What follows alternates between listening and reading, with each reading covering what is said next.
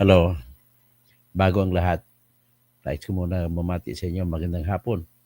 Alas 3:30. At ang ating pag-usapan ay patungkol sa nawawalang mga sabungero. Sa ngayon, ang topic po natin ay itong may isang aspeto na nagyayabang si Atong Ang na sinabi niya nung nagsampa siya ng kaso laban kay alias Totoy na si Julie Dondon pati Dungan eh ay nagbigay daw siya ng 12 milyon kay Julie para lamang sa kampanya niya sa eleksyon. Ngayon, tinanggi din ito ni Kwan, hindi daw totoo yun, sabi ni Julie. Sabi naman ng aking, aking subscriber na si Vicky Alar, ay hindi daw totoo yun. Pareho silang sinungaling. Well, ito ngayon pag-usapan natin. So, totoo ba ito? Hindi.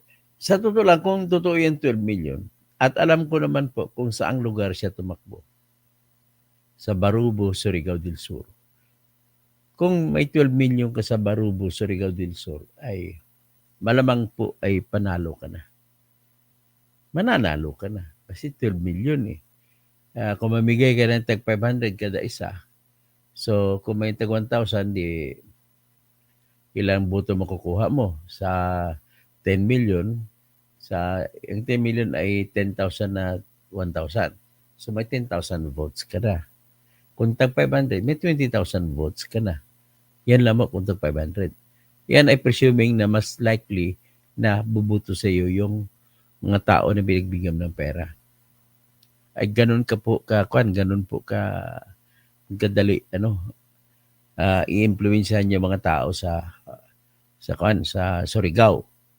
Okay? So ngayon, ang para natin malaman, madiretso to, sinabi ni Atong Ang na 12 million.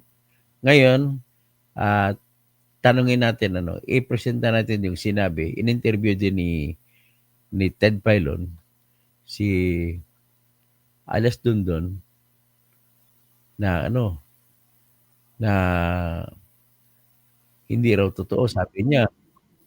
So, ito ang titingnan natin ngayon. Isasakay ko ngayon yung interview ni Ted Filon kay Dondon. Si Dondon o si alias Totoy. Anong sagot niya? Tinatanong siya ngayon dito. Inaamin mo ba na tumanggap ka ng campaign donation galing kay Mr. Ang? Hindi po. Ito may text kami na sinabi ko sa kanya, boss, yung tulong mo sa akin, ilulun ko na lang lahat ng yung sweldo ko sa iyo. Okay, ibig sabihin ilulun, utangin. Utangin na lang niya ang lahat ng sweldo niya kay Atong Ang kasi ang according to him hindi siya sinisweldohan. So marami pa siya sisingilin kay Atong na sweldo. Kaya ang puntos niya kasi Bisaya kasi siya, so iba yung sabi niya ilulon, parang ilulon kakainin hindi ilulon. Iutangin na lang niya yung sweldo na dapat na kukunin kay Atong Ang. So ibig sabihin, kung totoo yan, si Atong Ang may ugali din plan na hindi magbigay ng sweldo ng kanyang mga tao. So yan ang sinasabi. So kung 12 million, sa totoo lang, malamang mananalo na si Dondon. Okay? Ito, napakinggan natin yung sabi pa ni Ted Filon. Kasi sinasabi niya na tinulungan kanya sa eleksyon, 12 milyon ang ibinigay niya sa iyo para sa iyong pagangampanya nga bilang mayor dito nga sa bayan mo.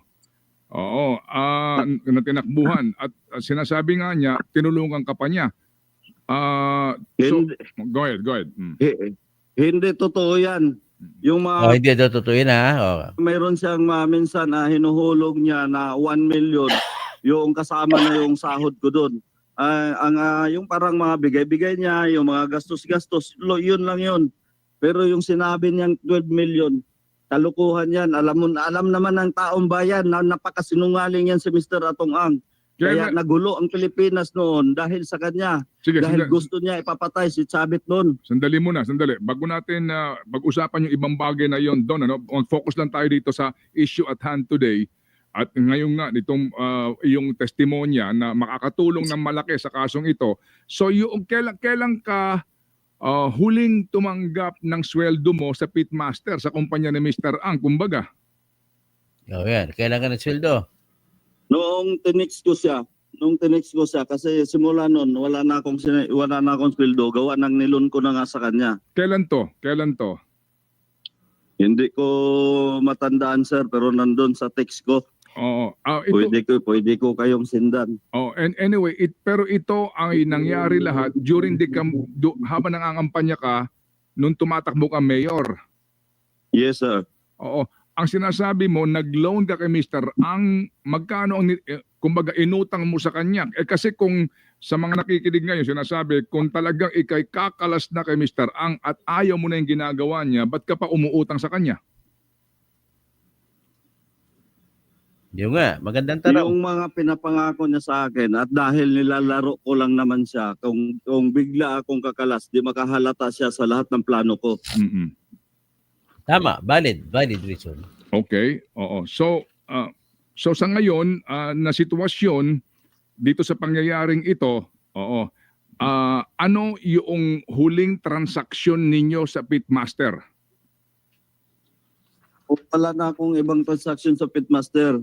Yung mga gwardya, ang transaksyon ko lang sa pitmaster, may security agency kasi ako. Yung mga gwardya lang, doon lang ako may transaksyon. So, yan po ang nangyari, no?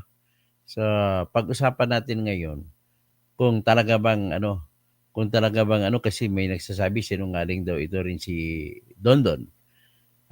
Tanungin natin kung alamin natin tungkol sa tingnan natin para ang resulta ng eleksyon. Ito po ang resulta ng eleksyon. Eleksyon po ito sa Barubo, Surigao del Sur.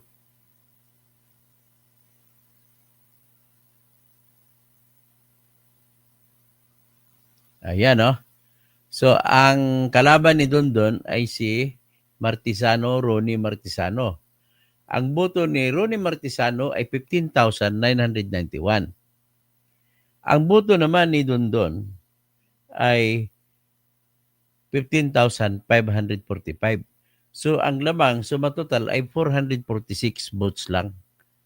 So, ang aking pagtingin dito, kung totoo yung sinasabi ni Atong Ang na binigyan niya ng 12 million si Dondon, ay malamang mananalo na ito. Ang mga tao dun sa Barubo, hindi naman sa pagmamaliit sa kanila, sa 500 na binigyan mo, kung may 10 million ka na bigyan 500, may makukuha ka na na 10,000 at 20,000 votes. Kahit 1,000 mo pa, may makuha ka tag 10,000 votes. Mananalo sana si Dondon kung totoo yun. Ibig sabihin, nagsisinungaling din talaga si Atong. Ito po, kung ano binibigay, kapiranggot lang. Ang dami pa daw, sabi ni Dondon, daming utang ni Atong Ang sa kanya. So ngayon, ito si Dondon, aminin ko lang na kung ako naman kay Dondon, siguro na nabigyan ako ng pagkakataon na tawag nito, iba-blackmail ko siya. Sige, isasabihin ko, magsasalita na ako. Hindi mo ko bibigyan. Pwede rin po mangyari yan. Kaya pwede rin po mangyari, sinasabi ni Atong na bina-blackmail siya sa 300 million daw kung di magbigay. Pero sinabi naman ni Dondon na tuloy-tuloy talaga siya na sisiwalat. Ngayon, hindi po ako naniwala na totoo yung extort o pag-blackmail kasi bakit? Nagsalita na si Dondon eh. Nagbigay na siya ng affidavit dun sa mga pulis maliban sa DOJ. Nagsalita na siya, hindi na siya makabawi. So, ibig sabihin, ang tanong, kung mawala ba si Dondon, halimbawa, mabayaran, may ipapatay ni Atong Ang, kung totoo man, may magtatayo pa bang kaso? Sagot ko, tatayo pa rin po. Kasi andyan na, nabulgar niya lahat eh. It's a matter of haginapin na lang yung mga tao. Kunin yung mga mga detalye at mga dokumento iba may makukuha pa rin 'yan. So ganun po 'yun ang ano. Anyway, wala naman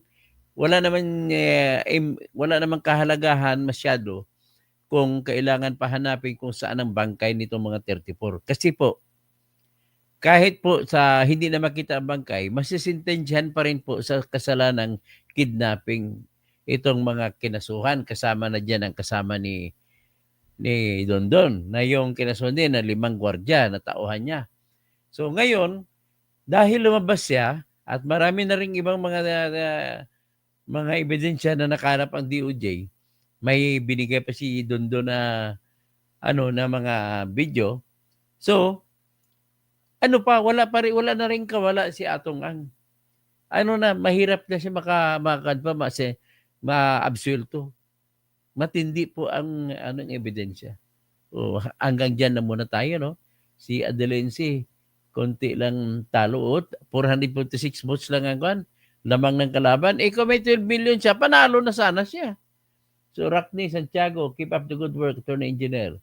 O, sige hanggang dyan na muna tayo at maraming salamat at balik kayo in 5 minutes. Meron naman akong isa lang na itong explosive na mga kwento. Okay, salamat po. At mga legal opinions natin para maintindihan yung pagtakbo ng kaso.